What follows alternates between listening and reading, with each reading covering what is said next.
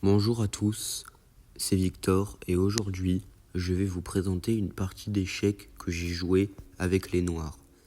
On va ensemble regarder les moments clés, les bonnes décisions et aussi les erreurs qui ont pu se glisser. Je vais analyser chaque coup pour vous expliquer les idées derrière et vous donner quelques aperçus de mon jeu. Alors installez-vous bien pour préparer cette analyse qui commence maintenant. Mais avant, bon appétit. Donc on se retrouve sur l'échiquier d'analyse où je vais vous présenter ma partie. Mais avant, il faut que je vous mette dans le contexte de la partie. Je suis dans l'équipe de Noyon en National 4 et je joue contre Château-Thierry. Sauf que le moment est grave, seulement 2 parties sur 8 ont été faites et on a déjà 2 défaites. Donc il commence par E4, d'habitude je joue E6 la défense française, mais je décide de jouer E5, mon nouveau répertoire, la défense pétrole. Donc il joue la variante principale avec cavalier prend E5, je joue D6, d'habitude on joue cavalier F3, après je prends le pion, je joue D5, etc. Donc ça c'est la variante principale, je vous les illustre. On se développe, petit roc, et en fait les blancs ils vont jouer C5, après on remet le cavalier en F6, etc. Mais il a décidé de faire un coup très surprenant, cavalier prend F7, le gambit Korchan.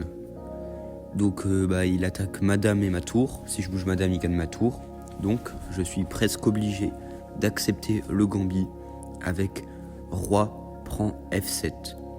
Donc là, je suis content parce que j'ai quand même gagné une pièce contre 2 pions. Mais si le gambit est autant fort, c'est parce que en échange, il gagne le centre. Et je sais que l'une des meilleures variantes de l'ordinateur est de rendre un pion et de rentrer dans une finale avec une pièce et 3 pions. Donc j'ai décidé de jouer F5, le coup que je connaissais.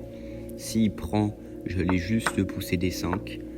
Et s'il pousse... Ah oui, bien sûr je peux pas prendre le pion parce qu'après dame H5, par exemple G6 et fou C4, c'est vrai que j'avais pas trop envie de rentrer dans des lignes comme ça.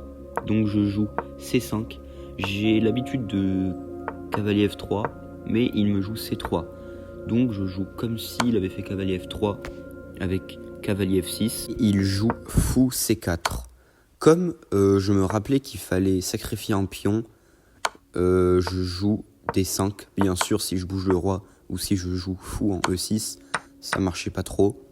Donc, je joue E5. S'il prend du fou, j'aurais échangé et j'aurais récupéré mon pion avec la dame.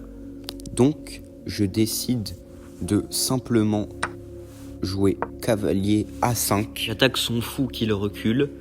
Et après, je regagne un pion. Et là, il m'envoie B4. Et vous allez dire que je suis nul, mais j'avais pas du tout vu que mon cavalier était enfermé. Donc je joue rapidement. Pion prend, il gagne mon cavalier et dame prend.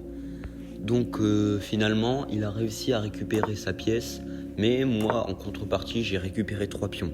Bien sûr, s'il décide de bouger sa dame, je gagne le pion en G2 et il ne pourra plus roquer. Donc il a 2 coups, cavalier prend pion ou petit roc. Il décide de jouer petit roc, donc j'échange les dames bien évidemment. Et là je regarde C2 pour menacer fourchette, mais déjà il peut me paralyser avec tour D8. Et j'avais aussi peur de tour en E1. L'idée c'est que maintenant quand je prends, si j'intercepte l'échec en mettant mon fou, il gagne une pièce. Et en fait sa tour bloque mon roi, donc je suis obligé de monter. Bon, il a pas encore échec parce que je gagne son fou, mais il prend. Et comme j'ai pas une très bonne profondeur de calcul, à chaque fois je regarde si je fais un coup neutre, qu'est-ce qui se passe. Et je me dis, il fait échec. Et en fait, déjà quand je bouge mon roi, il me fait juste échec. Et je voyais des sortes de réseaux de maths. Et j'avais pas du tout envie de rentrer dans cela. Voilà par exemple tour G5, un coup neutre et... fou F1, échec et mat. Donc j'ai décidé de défendre mon pion avec fou en B4. je menace son pion faible en A5 et je défends mon pion passé en C3. Je m'attendais à fou A3, C2 et qu'il sacrifie la qualité pour un fou et un pion. Comme ça, il avait la paire de fous dans une position ouverte avec mon roi faible, ou même cavalier A3, sur quoi j'aurais sûrement pris le pion. Sauf que là, il joue tour D3 pour empêcher la fourchette, sauf qu'il me laisse faire fou F5, F3 et tour E8. L'idée, c'est qu'il ne peut pas prendre ma tour en F5, sinon tour prend E2, je regagne ma pièce, je menace maître du couloir, et en même temps de récupérer le fou en F1. Donc, il aurait peut-être dû continuer avec roi en F1. Je pouvais pas vraiment prendre le pion en A5 car je perdais mon fou, mais j'aurais juste joué fou en G4. Donc fou en G4 bien sûr, s'il échec, juste je peux bouger mon roi en G6, il bouge sa tour et j'ai une position totalement gagnante avec du C2, tour E1 qui arrive, mais il décide de jouer l'erreur fou en E3 et après C2, j'attaque son cavalier qui n'a que 2 cases. En D2, il prend et je gagne une pièce. Et bien sûr, s'il fait l'échec intermédiaire, je monte. Et après, fou prend tour A en D8. Je menace trop de trucs. Sa position s'écroule, il est totalement perdant. Donc, il peut pas vraiment jouer cavalier en D2 parce que on a vu toutes les lignes. Donc, il joue cavalier en A3. Tour prend F5, sauf que ce qu'il a manqué, c'est le coup tour prend E3, sacrifice de déviation. L'idée, c'est que maintenant que son fou n'est plus là, il ne contrôle plus la case C1 et je fais C2 dame, tour prend, fou prend. Et rapidement, il peut facilement abandonner, mais il décide de continuer. Je fais échec, roi H1, E5, il pense gagner une pièce, mais après roi en E6, il ne peut pas prendre le cavalier avec son pion ou avec sa tour, donc il décide de bouger sa tour.